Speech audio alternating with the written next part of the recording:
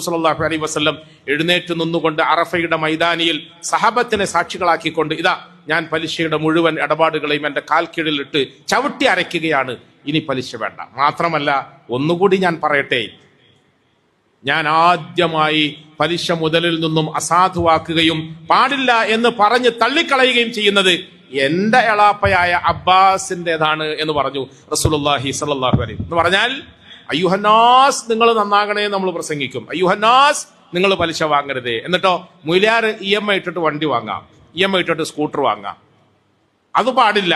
ഞാൻ ആദ്യമായി വേണ്ടാന്ന് വെക്കുന്നത് എന്റെ എളാപ്പയായ അബ്ബാസ് എന്നവരുടേതാണെന്ന് പറയാൻ ചങ്കൂറ്റ കാണിച്ചു മുഹമ്മദ് മുസ്തഫ സല്ലല്ലാഹു അലൈഹി. പ്രിയപ്പെട്ടവരെ, ഈ നിലയിൽ നമ്മുടെ ഹബീബായ റസൂൽ സല്ലല്ലാഹു അലൈഹി വസല്ലം നമുക്ക് പകർത്തി തന്ന മാതൃകകളെ ജീവിതത്തിലൂടെ ഒരിക്കൽ കൂടി സമൂഹത്തിന്റെ മുമ്പിൽ ആവർത്തിക്കാനും പ്രദർശിപ്പിക്കാനും പ്രാപ്തരായി തൽപരരായി നമ്മുടെ പ്രിയപ്പെട്ട കുഞ്ഞുങ്ങളെ ഇന്ന് നമ്മൾ സമൂഹത്തിന് മുമ്പിൽ സമർപ്പിക്കുകയാണ്.